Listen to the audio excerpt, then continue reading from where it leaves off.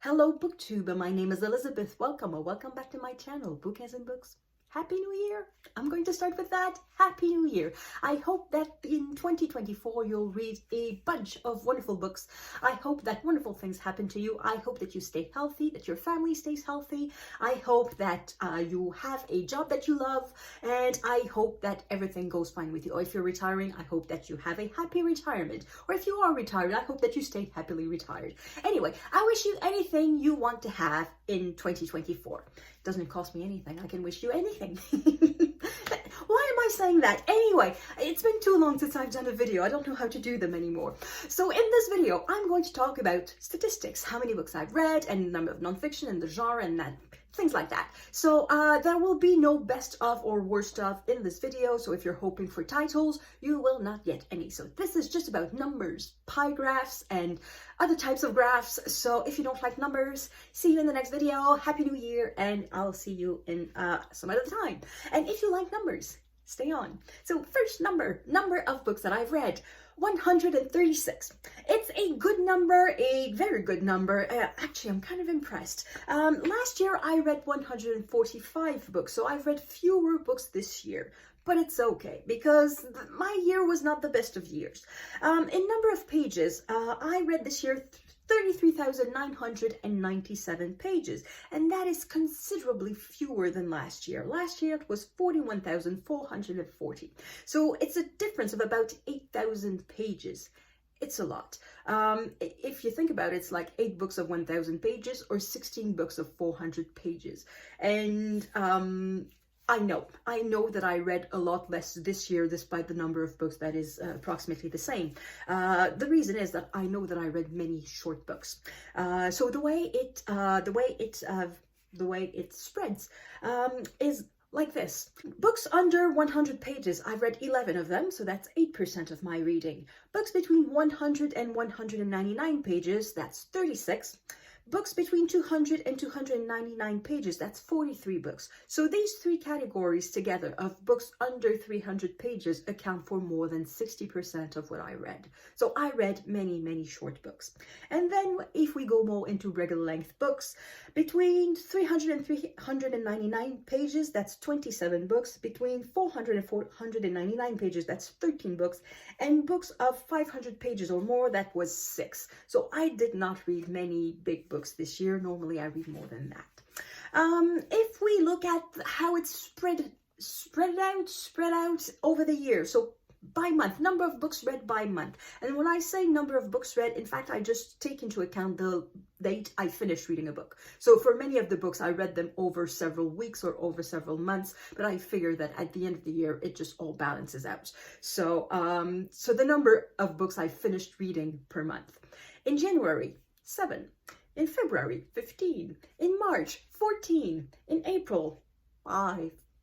In May, 9. In June, 13. July, 11. August, 20. I read a lot of romance. That reads very quickly. So for me, it's 20, but it's not an impressive 20. It's not like I read 20 nonfiction. It was probably 15 romance in there. In September, 16 books. 16 books. That is a bit misleading. It was shorty September, and I started the month by reading many, many short books. In the first 12 days of September, I had read 13 books. And then what happened that in the rest of the month, I just managed to finish reading 3 books. It happened that on September 13, I woke up to water all over my apartment. There was a pipe behind the washing machine that sort of gave up on life during the night, and it just leaked all night long. And when I woke up, there was water everywhere, and the situation is still not resolved. The floors have been removed. I'm sort of on a concrete slab, and repairs are supposed to start at the end of January. So hopefully by February, everything will be back to normal, and I will be able to make videos regularly as I used to, because you probably have noticed that since then, my video output has been very irregular. I think this is my second video in December. So yeah, so hopefully it's going to take a good 6 weeks before things get back to normal, but hopefully things will be back to normal. And then in October I read 9 books, and in November 8 books, and in December 9 books. So yeah, the 5 books in April, that's the month I got COVID. So yeah, not the best year. It's not that bad. Nobody dies. Just a flu. It's just a bit of COVID. It's just, but still. Anyway, next graph is the source of my books. Where did I get the books? I don't know if that interests you. Perhaps it just interests me, but I'm going to say it anyway. So 64 of the books that I read, of the 136 books that I read, were my own books. So physical books that I own. 48 books are books from the library. 24 came from Scribd, that is now called Everand. It's a sort of Netflix for books. I really like it. And then one book from another source, and that other source was somewhere on the web. It was, what's the name? It was not Project Gutenberg. It was another source of the same type. Anyway, it was free online. I'll try to leave it in the description box below. The way I found it is I went to the website WorldCat, which is a short for World Catalog, so worldcat.org. I typed the name of the book, and then somewhere in there it says available free to read online, something like that. And you just click on it and you can read it, and it takes you to that website.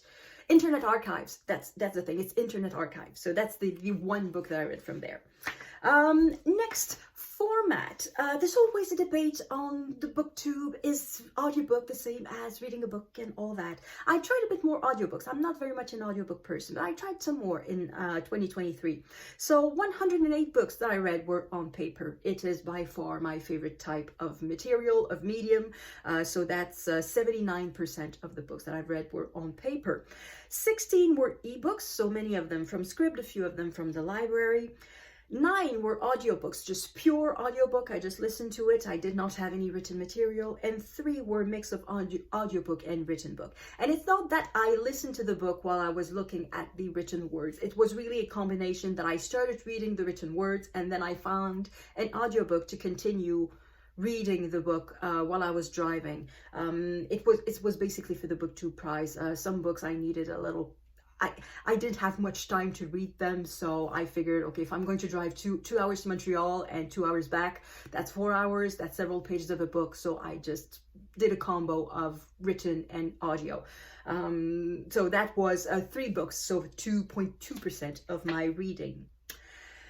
Next, we will move into genre. I think that's a more interesting statistics. I'm a non-fiction reader. That being said, it accounts for less than half of what I read. I read 77 books of fiction and 59 books of non-fiction. So that's 56.6% for fiction and 43.4% for non-fiction. The one thing I didn't do was count the number of pages per genre, because I think it would be much closer to 50-50. Because many of the short books that I read in 2023 were fiction. So I think the non-fiction would swell in number of pages. It would take a higher percentage, and in time it would definitely take a higher percentage, because a non-fiction of 400 pages and a romance of 400 pages, they don't read at the same speed. So in time that I spent reading, I'm confident that I can say I read as much non-fiction as fiction, at least in time spent, but I don't have the numbers to prove it, because I don't time the time I spent reading, because that would be a hassle. That would be complicated. So if we go more specifically within the genres of fiction and non-fiction, in fiction, I read one Western. That was for June on the Range. It was a try, so that accounts for 1% approximately of what I read. I read 3 mysteries, all of them during March Mystery Madness. I did not read a single mystery outside of the month of March, which is odd for me. I think it shows really that mysteries used to be my go-to genre for pick-me-up read, for a quick read, something comforting, and now that has been replaced by something that we'll see a bit later, romance, not to say it. So the time that I used to spend reading mysteries has been taken by romance, really. I read 3 books of poetry. They were 3 different genres. So one of them was epic poetry, so that was Gilgamesh. One of them was a collection of various authors, that was Pure Pagan. It was a collection of Greek poems from antiquity. And the third one was, I don't know if I can call it a collection of poetry. It was the funniest title I've read. Duck Eats Yeast, ? Quacks explodes, man loses eye. It was two Canadian poets and they sort of answered one another, but we don't really know who wrote what. So this one, it's not an epic poem and it's not either a collection of poetry. So it's a bit between both. Then I read 5 plays. So that's 3 Shakespeare, 1 Sophocles, and 1 modern play that is just right here. This one, which if we translate would be The Trojan War Will Not Happen by Jean Giraudoux, published in 1935. So that's the most recent play that I've read. So that's the 5 plays, so that's 6% of what I read. And then the next one, the next genre is romance. I read 30 romance books. That's 37% of the fiction that I read.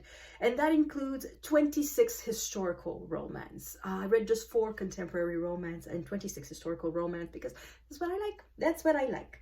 And then the rest is general literature. So that I include in that novels and short stories. I did not create a specific category for classics because I think it's a bit unfair how you classify something as a classic and something that is not. So instead what I did is that I counted the number of books that I read at the year in which they were published. So that's a table, that's a graphic that's going to come up just a bit later. So in nonfiction, I separated it into a number of categories. If I was going to be very precise as to the content of the book, every category would have had like 1 or 2 books and I would have ended up with 22 categories or something like that. So I decided to group them as much as possible. So that gives categories that are a bit rather broad, and I don't know how much they indicate what I read or not. So the category that I read the most was memoir. I always complained about memoirs. There's too many memoirs on the market. People talk about memoirs too much. And yet it's the nonfiction that I read the most. I read 18 memoir out of the, how many nonfiction did I say I read? 56? 50? Out of the, let me get my little paper, 59. So, so that's 31% of the nonfiction that I read were memoir. But then again, memoir is such a wide category. It includes travel memoirs, war memoirs, either from soldiers who went to the front or from people who survived the Holocaust. It includes sports memoirs, food memoirs, just regular life memoirs, grief memoirs. It's such a wide-ranging category. So it's more a form than a subject, which is the problem with nonfiction. When you try to subcategorize nonfiction, some categories are by topic and some others are by form. So it's a bit misleading. But anyway, so memoir is the subgenre of nonfiction that I read the most. And then it's followed by history, 10 books. But then again, I separated history and biography. So if I read a biography of somebody who lived 100 years ago, it's clearly history, but I put it in biography. So again, it's not that... there's no easy way to classify nonfiction as opposed to fiction. It's much easier, in my opinion. Anyway, the next category was current affairs, social issues, and journalism. So basically books about the present, books about things that happen now, and that are not told by the person living these things, because it's not, that would be a memoir. So these are not memoirs, and it's about things happening right now. So that was 9 books. And then another category that it's sort of linked, but not quite. It's art, literary criticism, and languages. I read 7 books belonging to that sort of kind of category. And then biography, 6 books. Again, as I said, some of them could be considered as history, but I decided to put them together. So biography, 6 books. Science and nature, 6 books. And then true crime, 3 books. I didn't know where to put them. Some of them could have been in history. Some of them could have been in current affairs, social issues, and things like that. I ended up putting it together because there's something about true crime that makes me feel a bit queasy. So I prefer to put it on its own. So I read 3 books that made me feel queasy. I do that. And they were not Book2 prize books. I read them of my own volition. So yeah, sometimes I do that. They're interesting. They make me feel weird because I don't like me being curious about these things, but I am curious about these things. So anyway, next graphic is the year of original publication of the work. So that is where you can find the classics in there. And how many classics have I read? It depends on how you define classics. And as you will see, the farther behind we are, the longer the period is, and the closer to now we are, the shorter the period is. So the first period is before 1500. In fact, it could be before Christ because I read 3 books in that gigantic period of the invention of writing and the year 1500, and all 3 of them were written before the birth of Jesus. So it could be between not prehistory, but from the invention of writing to the year 0. And of course, I don't have precise publication dates for these. So they are Gilgamesh, the version by David Ferry. So again, this one could be considered like a contemporary writing, but it's a form of translation. So I decided to include it as something from antiquity. So Gilgamesh, and as I said, a play by Sophocles, and the collection of Greek poetry. So that's 3. And then between the year 1500 and 1799, it's 4 fiction. So that's 3 Shakespeare plays, and the other one is The Dangerous Liaisons, which was published in 1795, something like that. And then books published in the 19th century. So between 1800 and 1899, I read 6 books of fiction and 1 non-fiction. So that's the first non-fiction, the oldest non-fiction I read was published in the 19th century.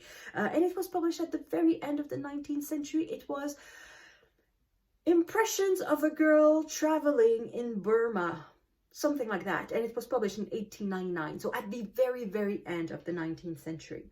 And then the period that we can call modern, 1900 to 1949, I read 7 fiction and 1 non-fiction. In the period between 1950 and 1999, so is this classic, is this backlist? I don't know. 26 fiction and 3 non-fiction. So as we can see, the older the books are, the more chances are that I'm reading fiction. I'm not reading a lot of old non-fiction. And then definitely backlist, Too Young to Be a Classic. So the books published originally between 2000 and 2021, that is 26 fiction and 23 non-fiction. So non-fiction is starting to appear. Then books published in 2022, 1 fiction and 17 non-fiction. And then books published in 2023, so definitely new releases. That is 3 fiction and 15 non-fiction. So what it says is that I don't care for fiction new releases. I really prefer non-fiction when it's recent. Then we move on to languages. I read in 2 languages, and for the first time, I don't remember last year's statistic, but I think for the first time, the percentage of books that I've read, it was massively in English. So I read 38 books in French and 98 books in English. So that's 72% of what I read was in English. And I think it's the first time it's coming this close. It used to be closer to 50-50, but 3/4 in English, that's a lot. And that could explain why I read fewer pages, because it takes me longer to read in English than it does in French. So that's for me, it's an interesting statistics. I don't know if next year I should try to make an objective of reading more in French. I don't know.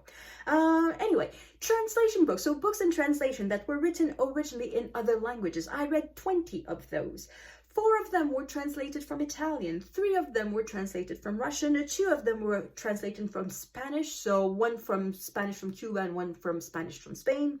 2 were translated from ancient Greek, and then 1 each from the following languages: Indonesian, Arabic, German, Japanese, Albanian, Chinese, Swedish, Babylonian, because that's Gilgamesh. I don't know the exact original language, so I'm just going to call it Babylonian. And for the first time in my life, I think, French. I read in English a book that was originally written in French, and more than that, it was a French-Canadian book. I've never done that. This is the first time in my life that I'm reading in English a French-Canadian book. And the reason I read it in English is that I had it in English. This summer, I bought a mystery bag of used books. So I bought 10 books for $10. It was in a brown paper bag. I did not know what they were. And one of them was Mad Shadows by Marie-Claire Blais. So I read that book. I had never read this author. She died in 2022, I think.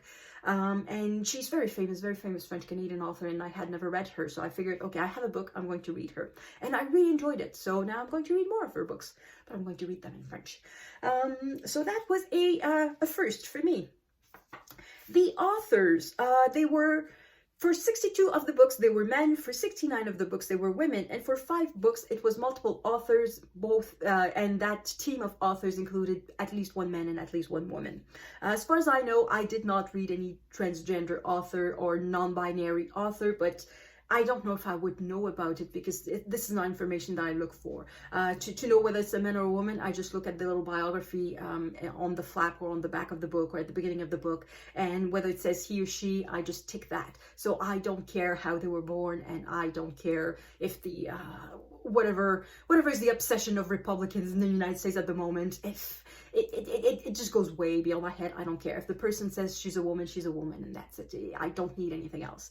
So and for anyway, for many of the books, it is of no consequence. I mean, if you write a romance and your character is a man falling in love with a woman, it doesn't matter who writes it. It can be written by anyone. So based on the basic information that I had, so this is the division between men and women. And the reason I started calculating that, it was years and years ago. There was some teacher somewhere, probably in Toronto, I think, who proudly said that he was a university teacher teaching literature, and he proudly said that he never taught women. And there was a backlash. That was in the 1990s and then 2000. And the teacher said, well, women simply don't write books as good as men, or something like that. And then there was a bit of reaction in the news media. And I sort of started to realize I'm not reading women. I am sort of internalizing that sexism, that women don't write as well as men. So I decided to look at it and just write down, do I read as many women as I read men? And at first it was something like 75% men, 25% women. But now it's around 50-50. The fact that I read a lot of romance probably helps. There's a lot of women authors in there, because in nonfiction there's a lot of men authors, a lot. And not necessarily in the memoirs, but in the science books, you will find many male authors, more in history, many men. Anyway, so it's a statistic that I keep track of just to keep me in line, just to make sure that I don't fall into these sexist and misogynist traps unconsciously. Anyway, next statistic. It's not a graph, it's a map. I like to read from around the world.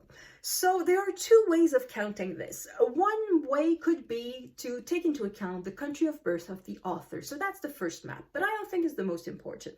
So I read authors from, I believe, born in more than 30 countries. So they are more or less in geographical order, starting from top left. Canada, USA, Cuba, Jamaica, Dominica, Australia, New Zealand, Indonesia, Japan, China, India, Sri Lanka, Mesopotamia, ancient Greece. So these countries don't exist anymore. So for Mesopotamia, I simply ticked Iraq, and for ancient Greece, I simply ticked modern Greece. And then Russia, Sweden, UK, Ireland, France, Belgium, Austria, Hungary, Albania, Italy, Spain, Senegal, and Sudan. So that's quite a bit of variety. But the reason I say this map doesn't mean much to me is that it's not very representative. I have not necessarily read about these countries. I have not necessarily learned about these countries. To give you an example, I read an author born in Jamaica. That author is Lady Colin Campbell. She's a socialite living in Britain, and she writes gossip about the royal family. She happens to have been born and raised in Jamaica, but I don't know if that really makes her Jamaican author. To me, she's very British. And another example is Hungary. I read one author from Hungary who was born in Hungary, and that is Elie Wiesel. Do you really associate him with Hungary? He was born in what was then Hungary, but then he went through concentration camps, and after that, he was relocated to France because he did not want to go back to Hungary. So he moved to France and he started to learn French, and he wrote his book in French. And then I think he moved to the United States, spent quite a bit of time in the United States too. So is he really a Hungarian author? I don't think so. And same thing for Australia and New Zealand. I haven't read any book set in Australia and New Zealand. I just happened to read a couple of romance books by authors who happened to be born in these countries. And the books that I read were set in the UK because I read Regency romance by the truckload. So to me, that map doesn't mean much. The next map means more. So in this case, I decided to classify the countries that I visited. So to me, that's where the book is set, whether it's fiction or non-fiction. Some non-fiction are not set anywhere, and even some works of fiction, they're not really, they don't have a strong sense of place. They don't have a very important setting. But for the books that do have a sense of place, for the non-fiction that are about a place, There's some science books that are not about anything, like The Song of the Cell. It's about cells in the human body. It's nothing to geography in any way. But so for these other books that have a sense of place, I decided to write down the number of pages that I spent in each country, because sometimes I read just one small book, and sometimes I read one big book or two average books. And so these are countries that I visited in books. And to me, that was one of the objectives I had at the beginning of 2024. I wanted to, the beginning of 2023, I wanted to visit 30 countries in books, and I kind of managed. So some of them were kind of a bit stretched, but I managed. So I visited Dominica, Senegal, Spain, Switzerland, Poland, Albania, Palestine. I write Palestine because it was set before the creation of Israel. So I read two books. They were both fiction, and both of them were set before the creation of Israel. So Palestine, Mesopotamia, so again, I colored modern Iraq, Japan, and that's a bit of a stretch, the Pacific Islands. So I read a book about how the islands in the Pacific in Polynesia were populated, how people got there from Asia. So I just colored a set of islands somewhat randomly. I think I clicked on the Solomon Islands, but I read about this region. So this first list of countries, they are the paler color, the pale pink, and these are books or countries where I spent fewer than 250 pages. So I did not spend a lot of time in these countries. And then in the next color, so a bit the shade darker of pink, orange, red, I spent between 250 and 500 pages in these countries. So that's Cuba. And then again, a bit of a stretch, I colored Chile, but it's Patagonia. It's the book The Wager. It's about a ship in 18th century that sort of gets crashes, and they end up on an island in Patagonia trying to survive. So technically, that island belongs to Chile. So I colored Chile, but so that's a bit of a stretch again. I did visit that place in the world, so I count it. And then Ireland, Greece, but again, it's ancient Greece, but I color modern Greece. Ukraine, Libya, another country that doesn't exist anymore. I read a historical novel set in Zanzibar. So it was a sultanate. There was a sultan of Zanzibar, and now the island of Zanzibar belongs to Tanzania. So I colored Tanzania. Is that how you pronounce it? Tanzania? Anyway, that country in Africa on the East Coast. And then India, Nepal, and Sri Lanka. And then the intense red, this is books where I've spent between 500 and 599 pages. I could as well say 500 and 1,000 pages, but it all happens to be between 5,000 and 500, between 500 and 599. So these countries, there are just 4 of them. It's Austria, Burma, Indonesia, and China. And then we change color. We go to the cooler colors. So in pale green, we have books where I spend between 1,000 and 2,000 pages. They are Canada, Italy, and Russia. And then books where I spend more than 2,000 pages. There are 3 of them, and they have 3 colors because I haven't spent the same number of pages in each of them. So in light blue, I guess, we have France, where I spent 2,630 pages. In second place, we have the US, where I spent 6,548 pages. And the winner by far, because all of the Regency romance that I read, is the UK with 11,871 pages that I spent in the UK. Yes, the UK, my reading in the UK is explained almost 90% of it is explained by Regency romance and royal gossip that I read quite a few of this year. Anyway, so that's the last statistics. Well, it's not so much a statistics, but it's the last number that I had for you. So the countries that I visited this year. So that's my reading year in number. I don't have any conclusion about it. It's just a bunch of numbers. I don't really care about the numbers. I cannot say I'm disappointed or I'm happy because I don't really care. The only one objective that I had was to read about 30 places or novels or fiction set in 30 places. and I somehow managed to do it. It was a stretch. At the beginning of the year, it went really, really well, and then at the end of the year, it did not go well. But anyway, that's the year that I had. So I thank you everyone for watching. I will come back in another video that will be about a project that I want to start in 2024, and hopefully I'm going to do a few like either best fiction, best romance, perhaps my best books of the year. I don't know if I'll do separate videos or just one video, or I don't know what form it's going to take. But I'll come back with other end of year videos and beginning of year videos, because I love these videos. I love to watch them, and they're fun to make too. So thank you everyone for watching, and I will see you in the next video. À la prochaine!